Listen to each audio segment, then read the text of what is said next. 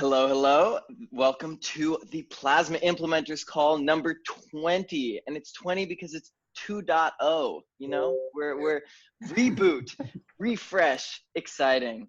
And we've got a lot of people on this call. It's going to be quite a wild ride. And in fact, we have a lot of Plasma implementers. There are like months have gone by and people have actually done work. Amazing. And so I think a good way to begin this is to just kind of go around and kind of say one per project, say like, what the project is, the Plasma implementation that you've built, and a big challenge or some kind of thing that you want to share, quick thing about your Plasma implementation. And yeah, I guess we can start with I don't know, Matic. Hey, Jayanti, you want to do that? Yeah, so basically we are building from Plasma MPP, but we are actually using account-based Plasma and into the EVM. So currently we are just using exit logs as a input output, and people actually have actually prove or Merkle Patricia tree and Merkle hash on the same chain. So basically, it's like simple Plasma ODP. The problem with this is that your group size is bigger than the normal UTXO based model, but basically the exit time will take some time or have like a larger kind of fees when you exit, but we are like okay with it as long as account based works.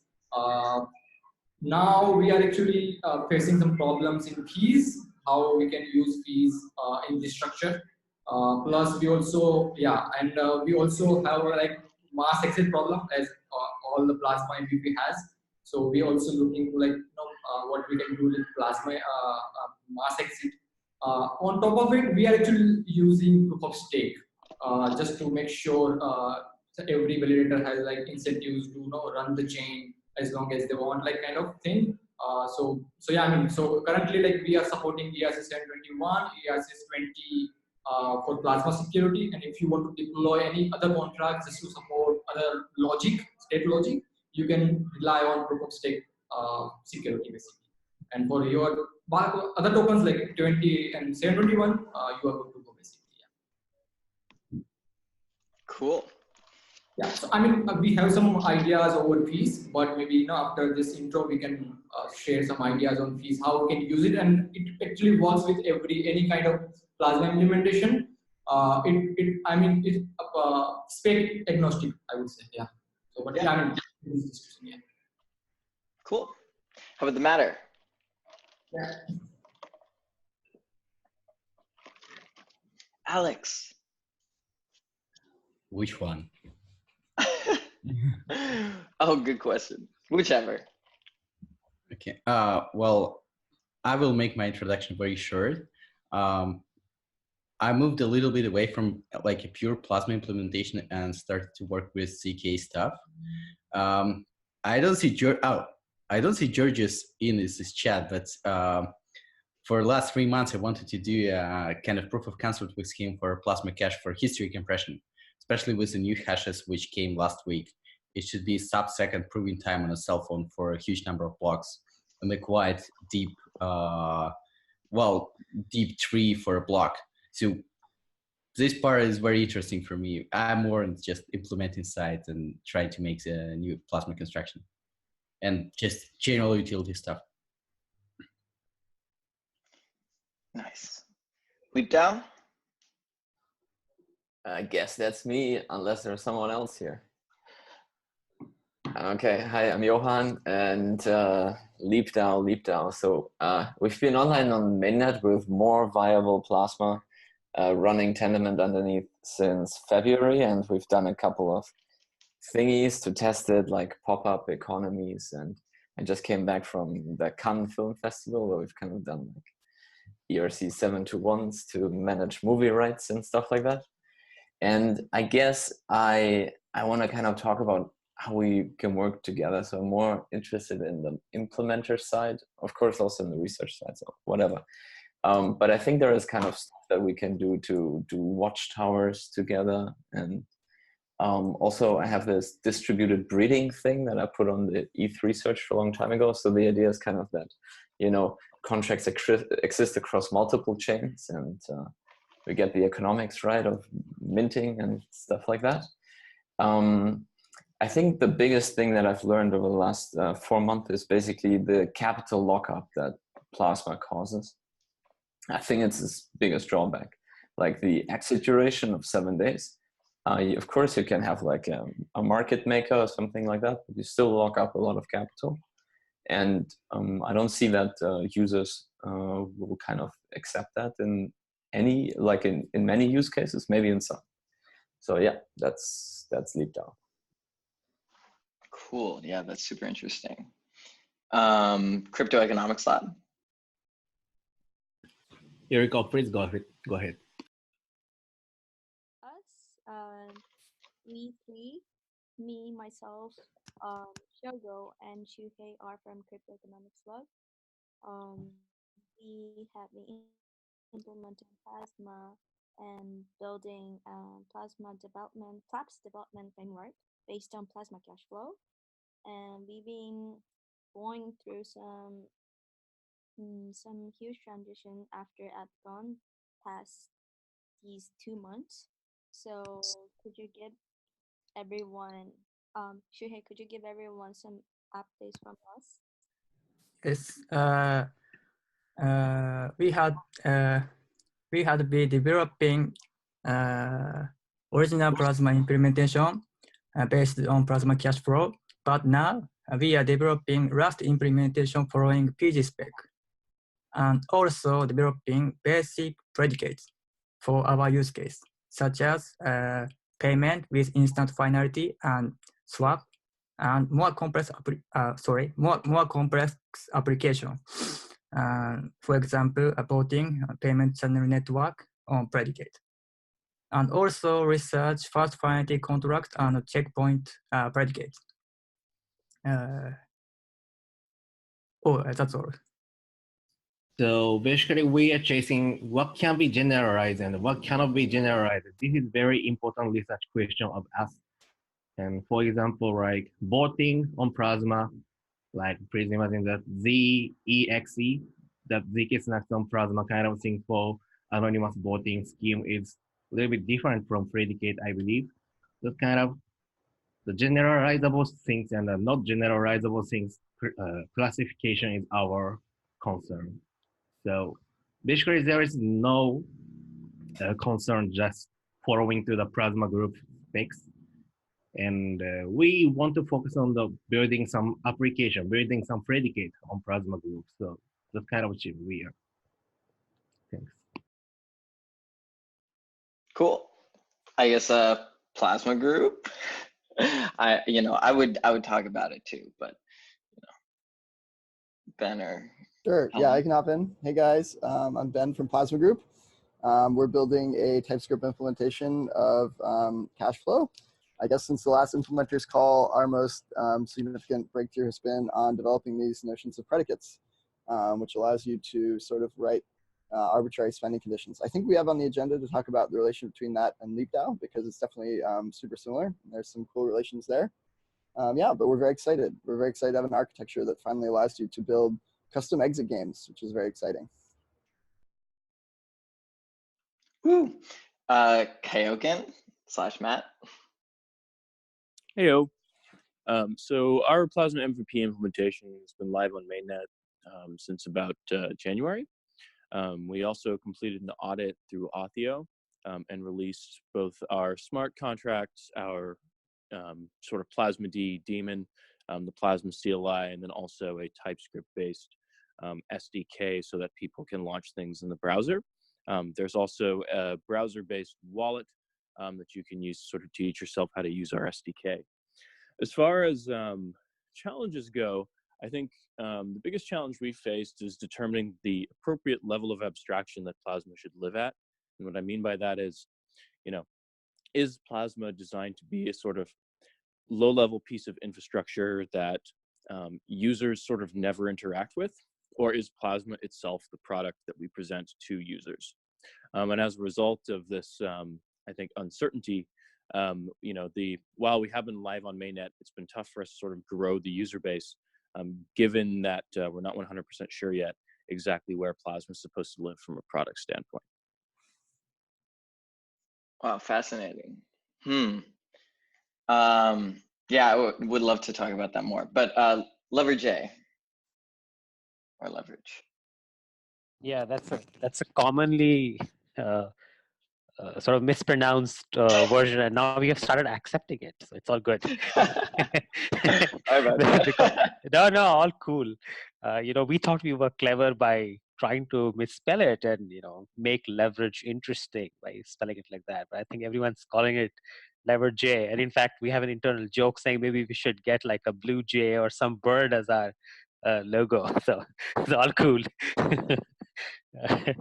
Fantastic. Okay, so we are working on a flavor called gluon plasma, right? Kind of playing with the words in physics, if you may. Right? Our focus is largely on account-based plasma. Now, for some of you who know the background, you know, we've been trying to build essentially a derivatives exchange, a spot on a derivatives exchange, and then, you know, of course, more infrastructure within the DeFi world. So that's what got us into Plasma, and that's been our focus all through to solve that problem, really. And so the tack we have taken, without getting into a lot of details, you know, of course, you will find all of that online on, you know, E3 Search and other venues. We have taken an account-based system approach. So we don't do UTXC-based modeling, but we are doing an account-based modeling. Now, we've had success there. You know, we went on testnet last October, and we've been on mainnet for about a month and a half, 2 months now. So, you know, we are live in that sense. You know, we are able to run our sort of business logic and processes using Plasma. But we do have a couple of areas which we are still trying to figure out what is the best way to handle. And those two areas, one is the data unavailability problem. So, you know, when the data is unavailable, there are a few hacks there, so to speak. And we use one of them, which is basically chain halt. But, you know, that's not optimal all the time. So we've been wondering and want to know from the community if they've come up with something smarter, something more interesting. And we would love to sort of, you know, learn and grow and contribute. The second part that we haven't really nailed down on, but we have some sense from the community and the initial users, is what is the right challenge period. So in our model, you know, instant finality is super important, and we have a way that we achieve it within the sidechain. But the very closely linked aspect of that is, well, what is the challenge period? Because, you know, if you have too short, it may not be long enough. If it's too long, you know, that makes a lot of unconfirmed things hanging around. So, you know, that's also been a big point of discussion. And last but not the least, currently we are very focused on taking our base sort of, you know, balance commitments and, you know, the standard sort of Merkle logic onto slightly more complicated use cases, one of which is, you know, leveraged positions. And I'm not going to bore anyone here on the call on what that implies, but it essentially needs some newer constructs. And I think the bigger challenge for us has been, well, do we bring it into the more generic fold, or do we define some custom fields, if you may, you know, like custom data, if you may, within the Plasma model, keep it generic enough and handle it that way. So that's it. That's it from us, this, at least for today. Thank you. Cool. Yeah, I think that actually this kind of expanding functionality is a common thread amongst a lot of these Plasma implementations, and definitely was a struggle that I have. Is there anyone else who is on the call who hasn't spoken? Is Georgios here? Maybe I don't know if he's on it yet. I guess on there. Any Plasma implementations that are underrepresented by our current you know, go through? All right. Oh, hey.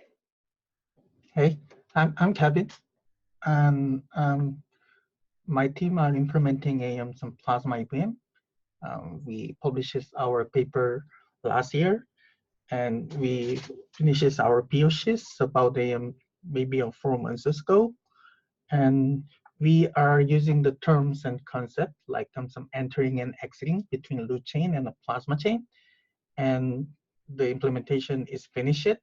And the remain nowadays we are focusing on the data availability of the plasma chain, because we are not using some kind of like a concept called the exit game. We are using just some challenge systems in our model. And we invented so for the data availability, we built some model so called the continuous rebase. It's kind of like a concept that periodically rebasing the committed hash of the plasma chains, so that the people can safely exit based on this the rebase the hash of the plasma chains block. So yeah, that's kind of like a concept we are doing right now. And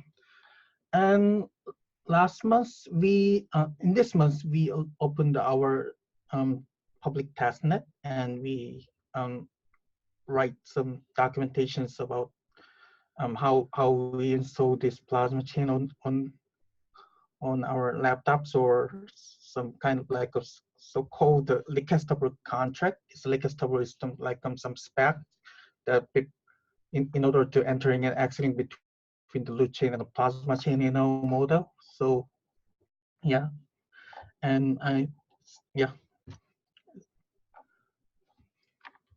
Cool. Yeah, this is Onther, by the way. How do you say the name? Yeah, Under. Yeah, exactly. And super cool to have, the rebase and plasma EVM. Yeah, great. So we have anyone else? I don't think so. I think we've got everyone covered. Yeah. And Georgios would be here to talk about Loom, but he's late. So just kidding. Anyway, so yeah, I mean, we have so many people who have already implemented have a Plasma implementation. And unfortunately, it doesn't seem like everyone is using Plasma.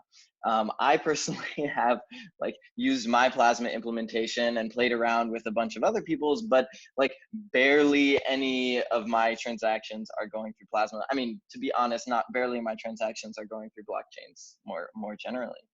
And so I'm kind of curious, based on what you have talked about, you're talking about Leap DAO, you were mentioning the exit periods, leverage, mentioning the exit periods, and a bunch of other people mentioning the general purpose nature of how do we make sure that our Plasma implementations are general purpose. So I'm curious, what do you think is the biggest barrier? And I definitely know that for after having implemented the Plasma cash flow stuff, the general purpose building a Plasma implementation that was extensible and general purpose was definitely a big challenge. But I'm curious if that's in line with all of your thoughts. Lol. Mostly, so basically we actually started talking with multiple dApps developers and multiple users, to be honest. Mm-hmm. And, they actually ask for if they're actually looking for scalability solution on top of Ethereum, they want more feature rich than Ethereum right now, right? I mean, let's say they want their users to don't have to don't have to pay fees. They don't. The users have multiple things like KYC etc. implemented directly on some kind of on the scalability platform, plus multiple things like gas. They don't want any kind of gas problems like Ethereum has, right? So there are multiple. Of course, the user experience has to be better than Ethereum right now. Plus, they want just not just the transfers or not just to transfer. They multiple features, state, etc. on the scalability solutions. So it's very difficult to cover all the use cases using just a Plasma. So that's why we actually went for like POS and have like kind of any state. So you can actually use like simple transfers using Plasma, and you use some other stuff using simple contrast. But still, we need something like more good features, etc. On the Plasma, to be honest, right now, I mean, it's Plasma currently is like very raw. Even if let's say predicates or maybe spending conditions are there, but you need to wash your tokens all the time. So user has to like more and more risk. So let's say simple example, if you have like multi-sig wallet on spending condition or maybe predicates on the Plasma, would you put like 100 ethers on the Plasma or just use Ethereum for your 100 ether multi-sig wallet and do like on Ethereum directly? Because I mean, that's a question we should ask ourselves, and what are the use cases for like specific Plasma implementation on the side chain, and if people gonna use that for some use cases, what should we build using Plasma, and what should we provide basically? Yeah. Yeah. Maybe I can say a word towards that as well. So there seem to be a couple of niches that kind of logically make sense. And especially the onboarding use cases that Janti mentioned are kind of interesting. So I think if you like kind of try to map out where new users are coming onto chains, then maybe layer 2 solutions are the ones where that happens, in the way that, you know, when like you experience blockchain 1 or 2 times, you usually forget the wallet and you don't care about it. But then eventually, once it delivers enough like value for you, you start like, you know, using your account. And only then, when you kind of bought into the concept and you understand it, only then you kind of want to take care of your wallet and pay for gas and stuff like that. And maybe that's the point where you can kind of offboard the user to layer 1 and say like, no, go and take care of being a good decentralized citizen. But before that, they kind of just experience blockchain in like a pop-up economy that runs on a Plasma chain or something like that. So we've been playing a lot with the burner wallet from Austin Griffith and have integrated that with our Plasma chain, and just been doing like very like, you know, conferences and this kind of stuff. And it seems to kind of resonate well, especially because of like the transfer times. You could never do like a real-time economy where you pay for a beer or something at a bar on mainnet, because these 15 seconds are too long. But if you can do it 1 or 2 seconds, that works well. So, but that is not what Plasma is good for, right? We have these huge, like we have these proofs, and we can really borrow kind of the mainnet security. It's just the exit game and the duration of the challenges that's kind of in the way. And that's why I really think we should kind of work together and think about like something user facing that solves this issue. It may be like a watchtower or something like that. We had a guy at the Ethereum distributed hackathon implement a watchtower for our chain, and maybe we can just allocate like or find someone who's interested and have them run a watchtower for 2 or 3 chains. And maybe there is a business model with that. I don't know. So that's my 5 cents. Yeah, that is actually a great point. I think one of the fundamentals, the way we are seeing with Plasma success, is having effective and enough validators, like watchtowers, as you mentioned.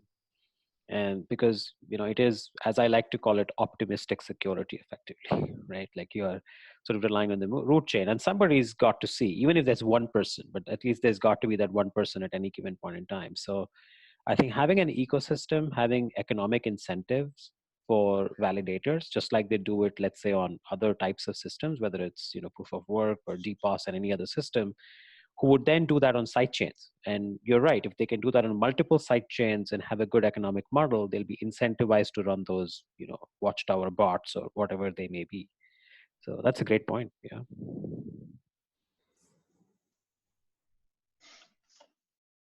Cool.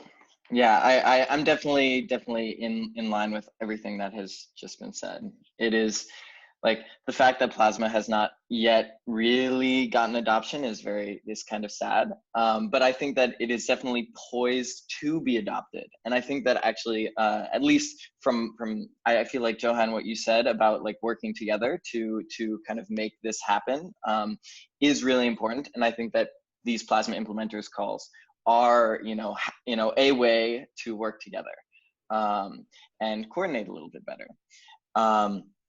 And so I feel like one of the important things for this kind of new set of Plasma implementers calls is making sure that we learn from our successes and our failures of the previous Plasma implementers calls. And for instance, there has been a desire to make sure that there are some like concrete deliverables and that we're presenting really, well-formed ideas during the calls and doing fewer jam sessions. And also I think that like to, address those concerns and make sure that our calls are like focused and whatnot, it'd be great to talk about some like, what are the goals for this call? And what are the, kinds of deliverables? What do we want to actually see happen based on these calls? And so to kind of like prepare a little bit for this, I put together, you can see in the kind of agenda doc at the very bottom, there's just like little quotes from everybody. And it seems like what we're generally talking about is we're talking a lot about interoperability. Like there's a lot of questions that are, they're not directly about interoperability. Like we're not directly saying, hey, we should all, they're not all about, oh, cross-chain atomic swaps, but they are about, somehow working together so that we can share code and share ideas. And I think that's really like what our, what we can do. So I'm curious about like, what do y'all think does that resonate with you? Or what kinds of goals and deliverables do you want from this call? Like, why are we here?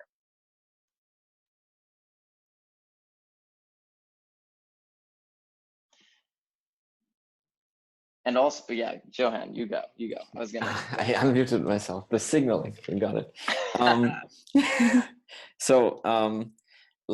Just to go back to the very big picture, ETH 2.0 is kind of coming, and we've kind of, I think we're at a point where we're kind of accepting that data availability is a hard problem, not a soft problem, and there's this term that Vitalik coined, which is the data availability engine or something like that, which kind of measures blockchains by the kilobytes per second or megabytes per second that they provide in data availability.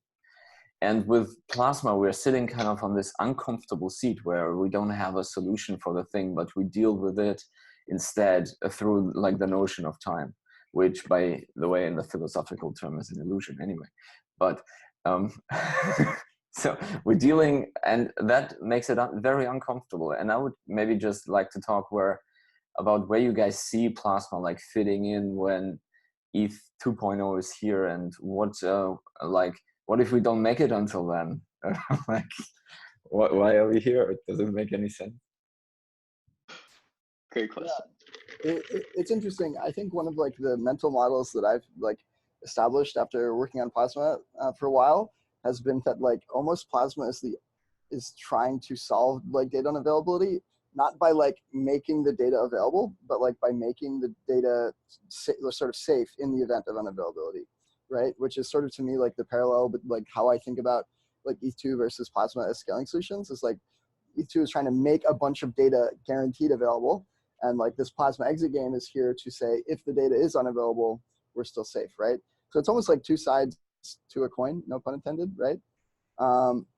And I think one of the challenges with that is that it's a lot harder to design these custom functionalities when data is unavailable, right? So I think one of the things that we've been finding is that like the clearest uses for Plasma that like it's very clear to be able to design an exit game for are the ones that are about money, right? It's like very clear that you have like this responsible owner of like, this is my money and I need to challenge that because it's mine. So I don't know, it seems to me like my intuition is that we're going to start seeing Plasma be used, especially for DeFi and for things that like have very clear notions of ownership. And then sort of like, you know, ETH2 and the, you know, making things available makes it a lot easier to run more complex, sort of strange consensus, you know, that's sort of my intuition.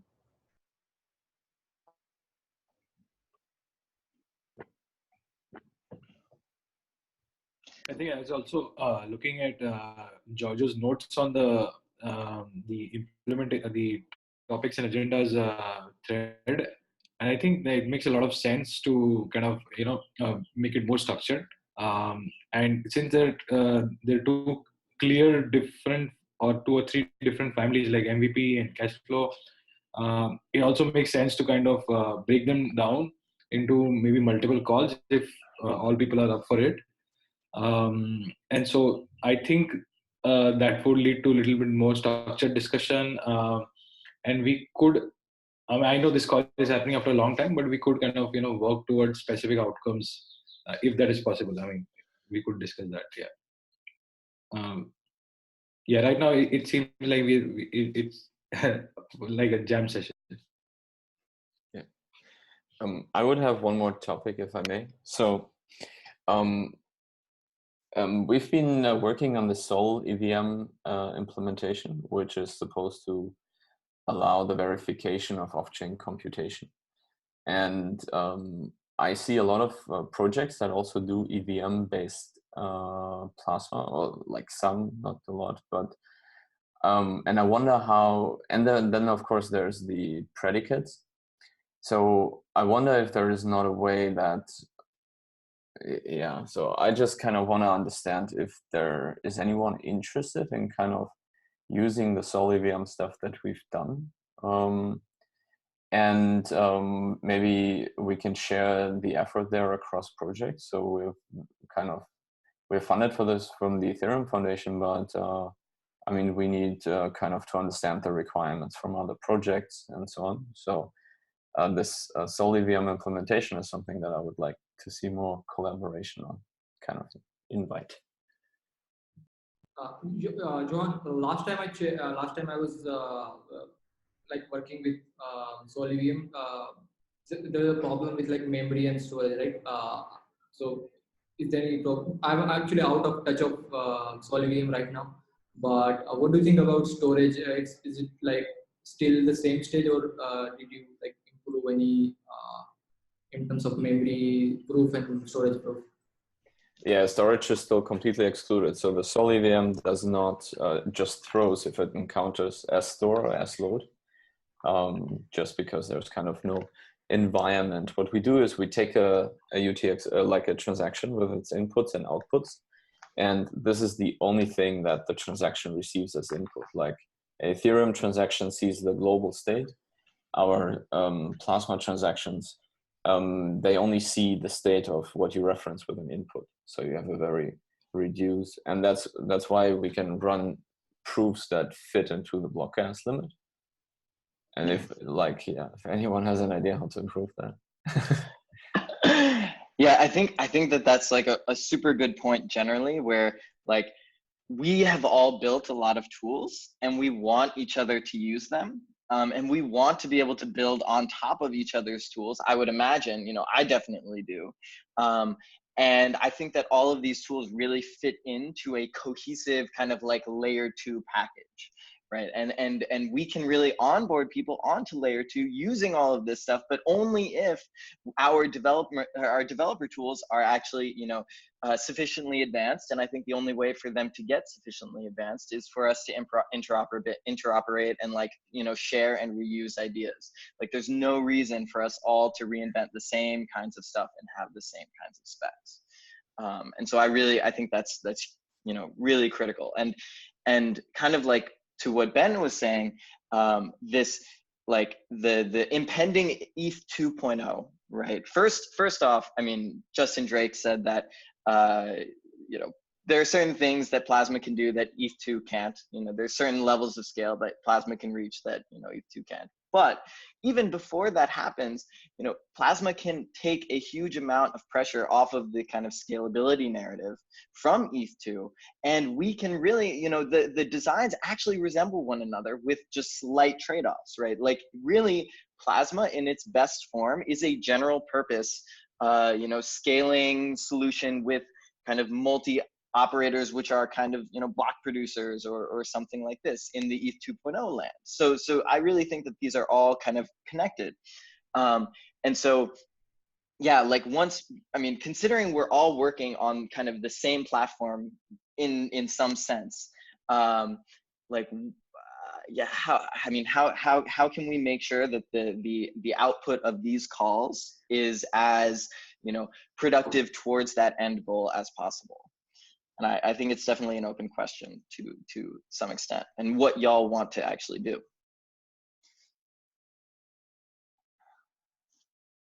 I want to interoperate. I'll tell you my output. My output is I'm interested in, you know, us getting together and kind of sharing resources and sharing a vision so that we can start building on top of the same Plasma implementation kind of thing, you know, and make sure that these implementations are somewhat compatible and are also a kind of like neutral space for everyone to kind of work on, because we can all, you know, if my feature can also extend the functionality of, you know, someone else's Plasma implementation, and we can, instead of seeing like a fragmented siloed space with all these different Plasma implementations, but instead see it as a kind of like, this is, you know, ETH2, or this is, you know, the Plasma network, you know, this is a thing that we're all working on together. I think that would, you know, really be important to our success. And that doesn't mean that we don't, you know, have our own special sauce, right? Of course, like the Plasma is great because you can, you know, scale up your operator and add extra functionality and use different fee markets. But at the same time, I think that it's really important, if we're going to onboard, to have this kind of, you know, shared, aligned vision. And I think that comes with, you know, aligning with regards to how we see and implement our Plasma implementations. I don't know, that's my rant. Yeah, I would agree, actually. I think that there is a lot of redundancy here, right? We're all trying to reinvent the wheel. And I think just joining forces, especially on some of the base things, tooling, some of the same fundamental concepts, is only going to help us all. So yeah, all for it. So maybe yeah, echo that similar sentiment.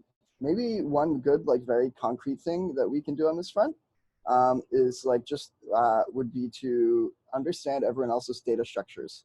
Like, to me, like, there's, you know, like, there's lots of different ways I think that everyone is, like, you know, even conceptually grouping some things within Plasma, within like what parts of code that lives in and everything. But like one thing that's like universal across the board is that all Plasma implementations have transactions and they all have blocks. And like, you know, I think it would be probably like, you know, we've probably done ourselves a disservice by not like observing each other's data structures for that. It seems to me like very clearly, like, you know, it would be very nice if we could have a way to produce a Plasma transaction that like many Plasma implementations understood. So I feel like that could be one concrete thing, is like, you know, maybe after this call, like we, you know, throw up on the Plasma build forum, like, here's a link to our data structures page, and it just goes through all of the data structures. So like at the very least, we can do, you know, encoding together, right? I think another place to standardize is at the bridge. So I think that's also something that we have in common, not only with all the Plasma implementations, but with all the side chains, that there is a smart contract somewhere and it does things in a certain way. And I think we all kind of started out with this OmiseGo, or not all, but at least we've back then started out with the interface of the OmiseGo Plasma bridge. And I don't know, I think it would be cool to kind of, you know, if you want to start an exit, as you say, like maybe there's just like a wallet library that everyone could use. Or if you want to deposit into a chain, maybe it could like always be the same call or something like that. So one thing that I kind of thought of, but I'm not sure it's cool, is the following. So imagine you go to an Ethereum conference and you get like an attendance NFT. That is pretty expensive to issue for everyone on the mainnet, right? So if there is like a Plasma chain that kind of sponsors the event by doing a local pop-up economy like XDAI in ETH Denver, then you could mint these tokens on that chain, right? But then, you know, there is no way to exit it. And like maybe the next event you go to is done by another Plasma chain. and then the token is not interoperable. And here I push my own agenda again. I don't know how to help it, but I wrote this distributed reading function idea down in ETH research, which basically describes the notion of an ERC721 contract that kind of, takes the economics of minting into account. So, ERC20s have this natural advantage when you use them on sidechains because you make one big deposit and many small transfers. But ERC721s, in their life cycle, they're mostly expensive at the beginning when you mint your token, and then you rarely move it. So in this design, I kind of propose that you can do deferred minting. So the tokens are born on sidechains first, and then there's a contract that kind of on exit from the sidechain mints it on the mainnet. And that way people could maybe we could create a small game across multiple conferences where people can collect their tokens, and then, they use a lot of plasma chains, and at the end, if the tokens are worth something, they have them all they can exit them into the mainnet in the same contract. It would just be something artistic that we do as a group together, and everyone gets to sponsor a conference in their home continent or something like that. Super cool. I like it. I feel like, so there were two sort of things there. One was the sort of bridge stuff they were talking about, and then the other one was, well, maybe they are the same. I mean, maybe the conclusion there is for that kind of a main chain contract to work, it would have to be able to recognize exits from the different plasma chains, right? And sort of acknowledge them in the same contract. So I guess what I'm hearing there is we should all, in the same line of data structures, look at the interface for the parts of Plasma which are the same, which I think you're right, are beginning exits and exits having finalized. Again, those are probably shared things that everyone on Plasma does. And yeah, I think it would be super dope action to also look at everyone else's exit functions and see how they're different and how they're the same, because my intuition is they're similar.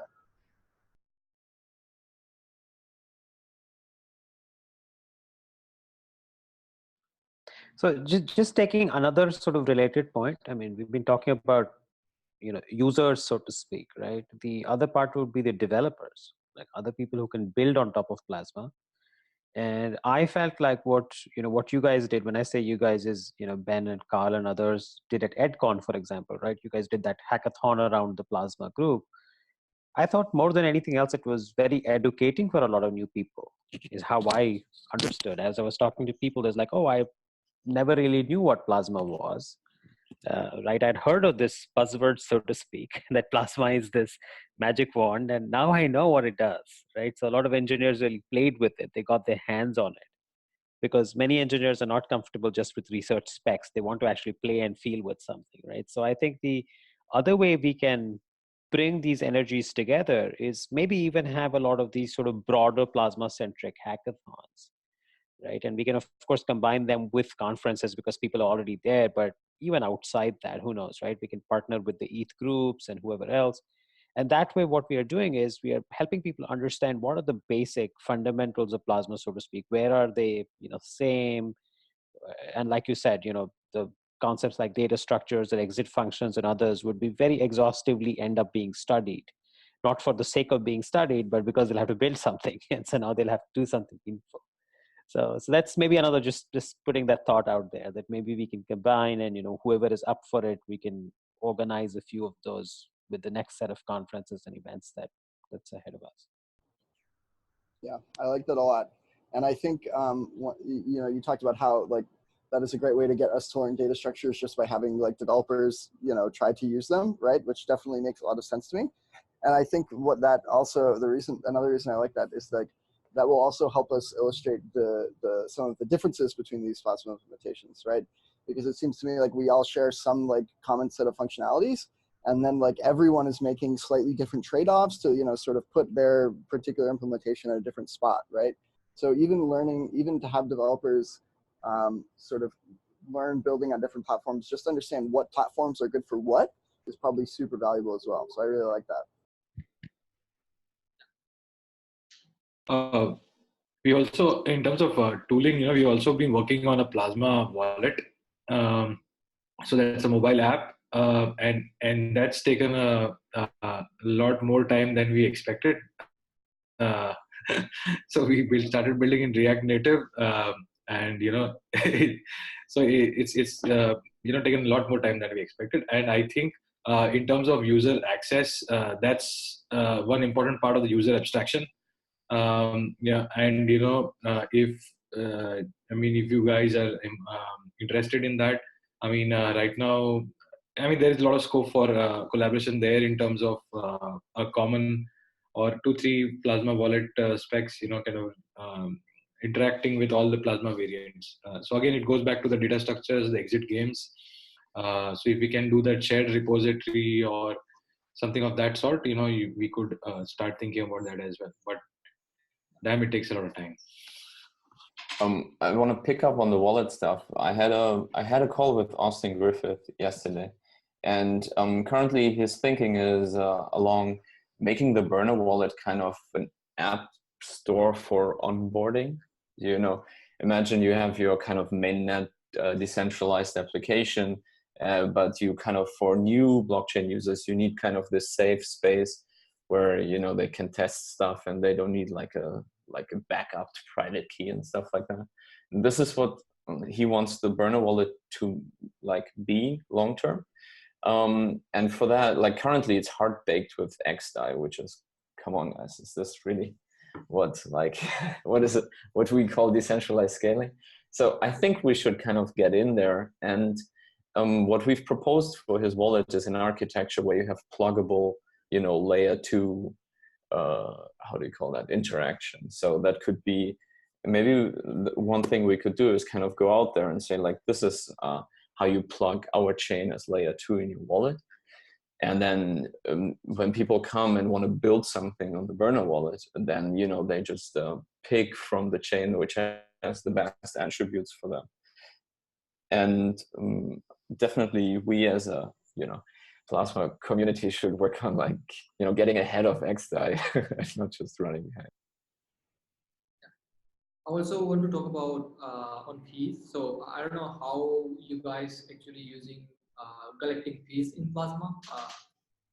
So in cash flow, there is a problem with the defragmentation. So if you pay fees, on every transactions, you have multiple small ranges. So I was wondering if we can have fees abstraction on the Plasma, any kind of Plasma, so we don't have to worry about the Plasma spec you are following, kind of probabilistic channels, fees channels to pay fees in probabilistic way, and send transactions with zero fees kind of on the any Plasma kind of stuff. So welcome any guys have any ideas, please share here. So I was thinking about creating meta transaction for all the Plasmas, so you don't have to pay fees on every transactions. You just have a kind of contract with the operator where you just have a contract off chain or off Plasma, where you will say, hey, just include my 100 transactions and take a fees in different state channels or maybe on Ethereum, and just include 100 transactions on Plasma, something like that. We can do that. Yeah. So I would love kind of ideas on top of it. Just anyone. Yeah, I definitely think that you're right that depending on the Plasma construction, you're going to have a different fee model, and so that's definitely a challenge. But I think it seems to me like the main difference in those fee models will be how the payment occurs, like you said, as opposed to whether or not a payment sort of is happening, right? It seems like in all cases we want to charge transaction fees for making transactions, right? So maybe again, one idea here, I'm just going to keep harping on standards, could be that we at least define a standard format for in the transaction for what the fee is, right? And how to decode the fee. And then the different implementations implement the fees, be it, with these tiny little ranges or probabilistic or some other, off-chain channel or whatever. But if we at least tie the the commitment of the transaction to the existence of a fee being paid, at least we can generalize at that level, so standards. Yes. I think that is definitely that seems to be the theme for this call has been like interoperability standards and working together so we're not duplicating so much work. So I just want to make sure that I understand some of the kind of like outputs of at least this particular call. So like one of the things that was said was, you know, create a forum post or some place to you know, put these standards and start talking about these standards. You know, Georgios mentioned a repository for, you know, like plasma improvement proposals and you know, and things like this. Also standardizing the wallet interface. So like talking about how we can standardize wallet interfaces. And I think, are there other things that we should, that, you know, once this call is over, because we're nearing the end, we should remember to do? Any other like outputs? And I guess the meta point is keep the calls focused. So what I'm going to do is like, I will post a forum post for this particular call that has, you know, the video and, you know, the notes and everything in it. And then we can, you know, jam on that and make sure that before every call, we, you know, as per Georgios and Kelvin's suggestions, you know, actually like register some kind of things, specific things that we're going to talk about beforehand. So that will happen for all the future calls. And this time it was kind of a free form, see what people are up to kind of thing. Does it sound pretty good to everybody? Are there things that I'm missing? You know, makes sense. Yeah, if you can just share all those on the thread, we could also add to it if anything is missing, and then you know, it'll be better to plan for the next call. Yeah. Very cool. Carl, you said something cool at the beginning where you kind of wanted to where you kind of talked about that we do all the work but no one's using it, and I guess if that could be something that we kind of carry as a community and say that we help Ethereum onboard like millions of new users or something, that, or at least that's our objective, then we're kind of aligned in a certain way and people love us. I love that. I love that. Having some kind of mission, having a vision, you know, we will onboard the masses to Ethereum, to, you know, crypto in general, to decentralization, I think is like absolutely huge. And, you know, we really can do that. Like there is literally nothing keeping Plasma from being a massive, you know, having a massive impact. And let me, like, the whole, you know, every single scaling solution, I have definitely looked into a lot of scaling solutions, and, you know, from ETH2 to, you know, Polkadot, Dfinity, you know, Lightning Network, and there is nothing that is as compelling as Plasma with regards to ease of implementation and, you know, how impactful it can be. Like it is like, you know, barring the kind of, you know, the fact that we have to define these exit games, that is the one caveat. Every single thing else, every other piece of this architecture is so much easier than, you know, every other scaling solution I'm aware of. So I have a lot of faith in our ability to do this. And you know, Johan, I think that is a very admirable mission. And I think that Austin Griffith should get some shout outs and props for, you know, making that his mission, you know, because that's truly like, what else are we doing here? Like, let's bring crypto to everybody. So. Woo. Like that. Yeah. That's funny.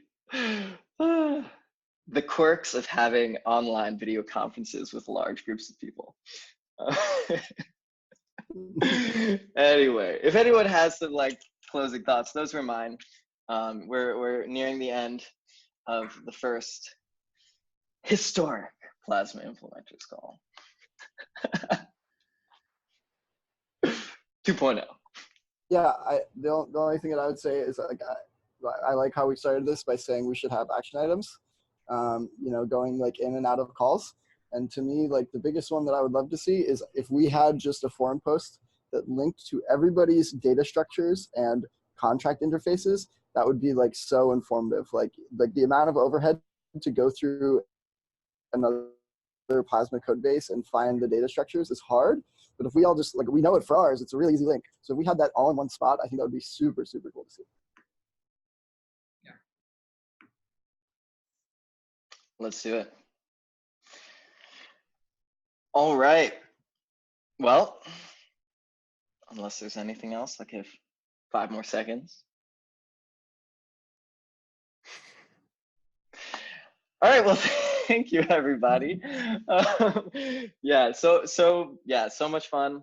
Really nice to see everyone, and thank you for coming out. And let's like make crypto happen, and put out those blog posts and prepare for the next call, because be prepared. Preparation, proper preparation prevents poor performance. So everybody. Thanks, Carl. Yeah, thanks, Pascal. Thank you, guys. Thank you, everyone. Guys. Bye. Bye. Bye.